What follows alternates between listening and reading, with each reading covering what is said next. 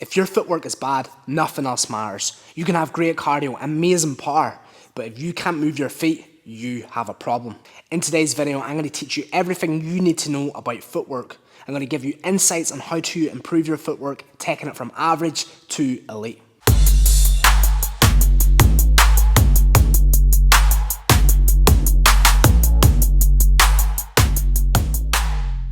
Now, one of the most important things to work on and improve is your stance. Now, here's the thing about stance, it's going to be individual depending on the person. So if I'm 6'2", prefer to be a counter puncher, I may have more of a bladed stance. This is going to suit someone that's taller, their posture, they're able to move in and out of range, defending with their footwork, defending with their height. So my stance may be dependent on my height, my leverages. However, on the flip side of that, we may have someone who's a pressure fighter, and what they rely on is squaring their stance up, cutting the ring off, being able to cut the ring off and explode with their powerful hips. Now, when it comes to stance, finding your stance is so important, but like I says, it's individual and it depends on the person. Here's a few things that we can do to really increase how we are standing and the stance that we have. So first and foremost, we're going to find a generic shoulder width apart stance. From here, what I'm going to do is soften my knees. Now, from this position, I'm facing onto the camera here. I'm going to slightly turn my body. Now, from here, what I'm going to do is I'm going to take my back foot, which is my right hand, might be your left hand. Now, what I'm going to do here is I'm going to bring my foot out. Now from here, I'm already turning my body, so I'm facing the camera, I'm now going to turn my body slightly. If I become too square, I'm an open target. So I'm just blading my stance ever so slightly. From here, with my foot position, I'm going to rotate it. So we have our foot, it's square at the moment, but what we need to do is start to rotate it. Now that's one of the first mistakes I see so many fighters doing. They keep their foot like this, okay? So it's square on at the minute. They turn their body well and being, but what they do is they keep this foot like that. Now, this is going to be a huge problem when it comes to throwing your backhand. So if my foot is pointing towards the camera here, facing on, square on, what will happen is if I go to throw my backhand, my hip locks up, my knee locks up, and I won't be able to land the shot. It's also going to make it very difficult to actually move your feet if your foot is facing this way, it's stuck to the ground, and there's no mobility in the ankle and the foot. So what we need to do is take our position where we are. We've got it square on, facing towards the camera. We're going to turn our body. Now we need to turn our foot. Okay, so we're up onto the ball of the foot. From here, our stance stays pretty normal with the leading foot. Okay, so that could be your right hand. If you're southpaw, it's my left hand because I'm orthodox. So from here, this is pretty nice. Now we can tweak this ever so slightly, okay? But we don't want to bring it too forward facing. Again, the same reason being for having my foot like so. This isn't a good position. So we're trying to create this degree and this angle, as you can see here. So I'm going to show you the degree that we're working on and the angle that we're focusing on, okay? Now the next important part is to find the weight distribution. So many people get this wrong. Think about it, your weight transferring from your lead side to your back side. If I have too much weight onto my backside, as I go to throw my jab, it's going to be really hard to find the range. It's also going to be really difficult to actually step my lead foot if I have my weight distribution on this back leg. Because as I go to step this foot, I'm going to have the mobility lacking because my foot is stuck in the mud here. Okay, so it's going to feel really awkward moving that foot. So my weight distribution needs to be evenly 50-50 from my back foot to my front foot.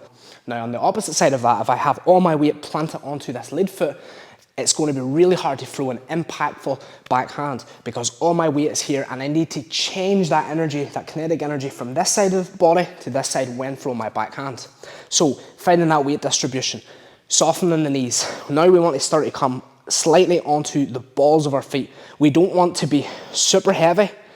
Again, there is a place for that, but in the beginning, you don't want to be super heavy on your feet. Our goal here is to move our feet, isn't it? Our goal here is to be mobile, get out of range of shots, okay? So we don't want to be super heavy on the feet. However, at the same time, we don't want to be so high up on the toes when throwing shots that we end up coming off the toe super unbalanced. So we want to keep our feet evenly distributed with the weight transferring from right leg to left leg, back leg to front leg. Same with the feet. We don't want to be too high up on the toes. We also don't want to be flat-footed. So just putting some pressure forward onto the knees and onto the ball of the feet. This is going to allow you to glide, okay? It's going to allow you to move really explosive and really fast, versus if my knees are stiff, my feet are heavy, it's going to have a hard time moving out of range, as you can see. So soften the knees, ball of the feet, weight distribution from one side to the other side, okay? Feeling that movement at any given stage. I can pop my weight here, I can pop my weight back to move it in and out of shots, okay? So just by even doing this, look what I'm doing. My head position is here. When a shot goes to come in, just taking my weight and my body offline. Now, another tip to that is, and this is still footwork, believe it or not. Yes, it may seem like head movement, but this is still footwork because I'm just using my feet and manipulating my stance in order for me to move out shots. But look with the weight distribution. If I have my weight here, luring my opponent in, what I can do is take my body offline and dip over to the side, okay? Just from here, look, boom. Okay, so we can see that how effective your weight distribution is, and this is something so many beginners mess up in the beginning. Now, if you're a taller, more rangy fighter, you may want to blade your stance ever so slightly. So as you've seen there, my stance now is becoming more bladed, and what that means is I'm more straight on, okay? So when it comes to moving more explosively on the back foot, I can push off this front leg and explode right onto that back foot. Same when I go to move forward, I can push off my back leg and explode onto the front foot. Okay, this is extremely effective when it comes to being mobile. If I want to become more of a power puncher, but I still want to utilize my footwork, I want to ever so slightly square my stance. So I'm more in a bladed position, as you can see here, okay? Now what I'm going to do is, if I'm more of a pressure fighter, but I want to still have good footwork, I want to take my foot, my back foot, and bring it forward ever so slightly. Now, extremely square would be this, and we don't want that, okay? But we do want some hip rotation here. So now my hips are more involved. Now I can cut the ring off. So if my opponent is moving to either right side or left side, it's going to be a lot easier to step my foot out, bring my foot forward to cut the fighter off. Versus if I'm in a bladed stance here, my opponent moves this way, then I actually have to follow them, okay? So it makes it a lot harder, as you can see. Now, the key here to really utilizing movement is two simple variations. We're going to move forward and we're going to move to the side. Okay, so moving forward, what we're doing is we're taking all our weight from our back foot and we're going to now apply it to the front foot. So as I step with my jab, as an example of this, I'm going to transfer my weight from my back leg, bring it onto the front leg and take one small step. Now that step is very small, as you can see here. It's not a big step. I'm not going like this because, again, if I go like that, I'm not mobile in this position, okay? So it's not good. I don't want to be taking big steps. Everything is small, and everything about boxing is literally inches and millimeters. It's such a detailed sport when it comes to movement. Small steps win fights. You don't need to have big dynamic steps, okay? And when it comes to big dynamic steps, they're fantastic, but we need to learn the fundamentals and basics. And today, this is exactly what I'm showing. So as we move this front leg, all we're doing is simply one small step forward, okay? Now, if I land my jab at this stage, I'm now in range to throw my backhand. Now, I can throw my backhand from here. There's a wee bit more rotation and I may need to come up onto the ball of the foot. Sometimes what happens here is if I'm not fast enough in doing this, my opponent may move off and I end up in this position, okay? Which again is not great, but what I can do here is move my left leg and move my back leg together. So as I throw a 1-2, it's simply going to be from here and my normal boxing stance, soften the knees, ball the feet. The backhand's going to come, I'm going to step my back leg ever so slightly. And now I have that 50-50 balance again, as you can see, okay? So I feel super balanced from here. Now as I move backwards, all I'm going to do is take that weight distribution and push off, okay? So the weight's transferring from here to here, okay? So it'll look something like 1, 2, okay? Forward, 1, 2. These small steps are unbelievable. I can't emphasize this enough. And if you can just even practice this, I swear this is going to take your footwork to the next level. We can show you so many fancy things. I can show you so much detailed, fancy angles. Honest to God, if you can master this, you're going to have so much more success because this is going to allow you to cut the range faster. It's going to allow you to move out correctly. It's going to allow you to have balance and it's going to allow you to have power at every given stage, every time you move. So all I'm going to do is I'm going to go lead hand, backhand, lead hand, backhand, lead hand, backhand, okay? Now from there, I'm going to retreat back and I'm just going to move my body. So I'm going to go back, front, front, back, front, okay? And now from there, I'm going to step forward again with the lead hand, then the backhand. So it's lead hand, backhand, lead hand, backhand. Now when it comes to moving side to side, it's the same principle pretty much from moving left leg, right leg, back leg, lead leg. It's the same principle. The only difference is I'm now going to be moving from side to side, okay? So I'm pushing off again from my lead side and transferring that weight over into my right side, so my back side, okay? So from here to here, okay? And again, it's small steps. Now you've seen this probably in many videos, talking about clipping the feet. This is something that we want to avoid. The only time really that comes into an effect is if I go to do the L step. So as I go to bring my foot back, I'm here for a split second as I shoot out to cross over. But essentially, we want to be avoiding this at all times. So it's important to stay balanced, keep that 50-50 weight transfer, and then as I move here, I'm going to move here small, okay? Small steps. Now I'm going to show you something you've probably seen fighters doing before.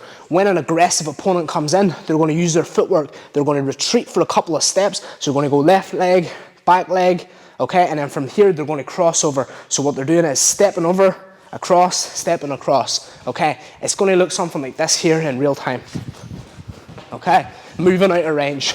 So look how explosive I can get out of range, okay? I am more square, but this allows for a couple of things.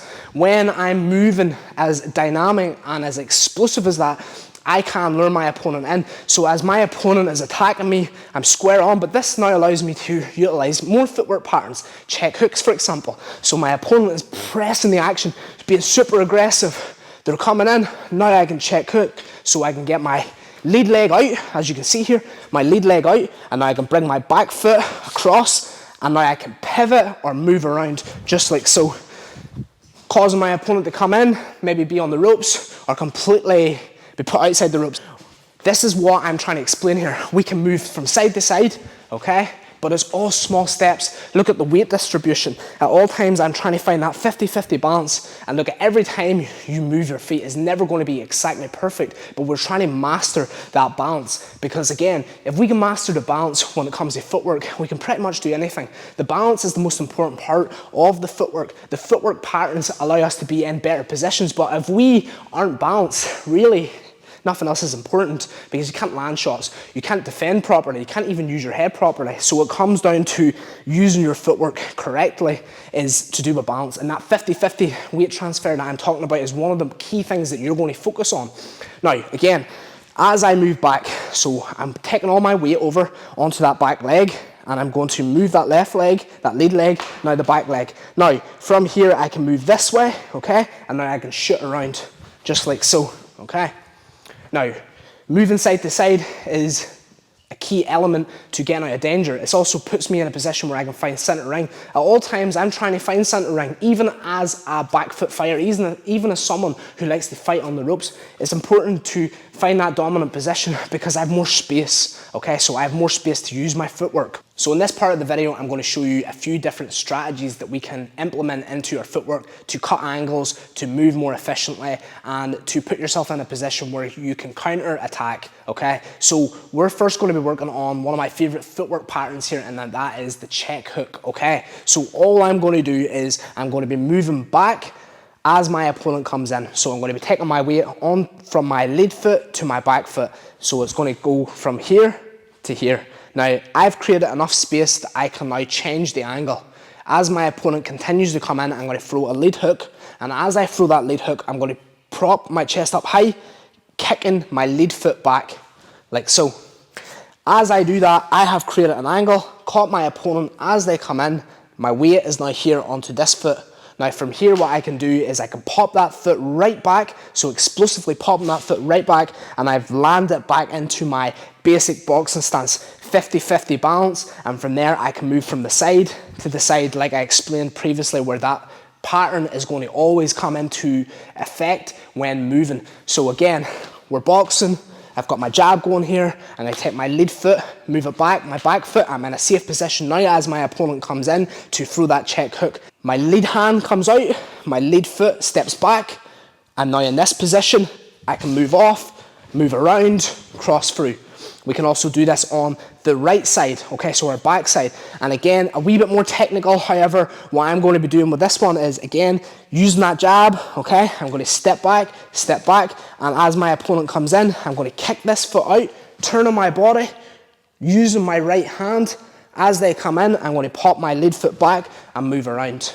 Now, that brings me on to the next step, which is extremely important if you really want to make all this come into a sequence. So that is the L step. Now, this is something that we can use in many different ways. So not only is the L step going to be a really good movement that we can use on its own to create more space, but we can actually sequence it together with other movement patterns. Now, what we're doing with the L step simply is my lead foot is going to come right beside my back foot. Now, for a split second, I wouldn't advocate as a beginner doing this, because this is, like we talked about at the beginning of the video, the opposite of what I'm trying to teach. We're not balanced from here, okay? So there's no balance, it is a dangerous position. However, if we practice this simple steps, we can really use this footwork pattern to actually become a sequence and to be a great mechanism for disturbing the opponent's rhythm, okay? So what I'm doing here with the L step, essentially, I'm bringing my lead foot beside my back foot. Now from here, I'm going to push my back foot out, okay? And then from here, I'm just going to step across, okay? Just like so. And from here, I can dip down, pivot, I can move around, whatever I want to do from here. Now, again, it's going to look something like this, and across, okay? So from here, jab, step your body and across. Now, again, like I says, what I can do from here is something like this. Step, pivot, move, move, move, come back and in. Okay, my opponent's coming, lead foot, back foot. Okay, I'm going to check this foot out. From here, I'm going to pop back and come across. So we've just added a sequence there, okay? So it's going to look something like this. As we're moving back, boom, popping across.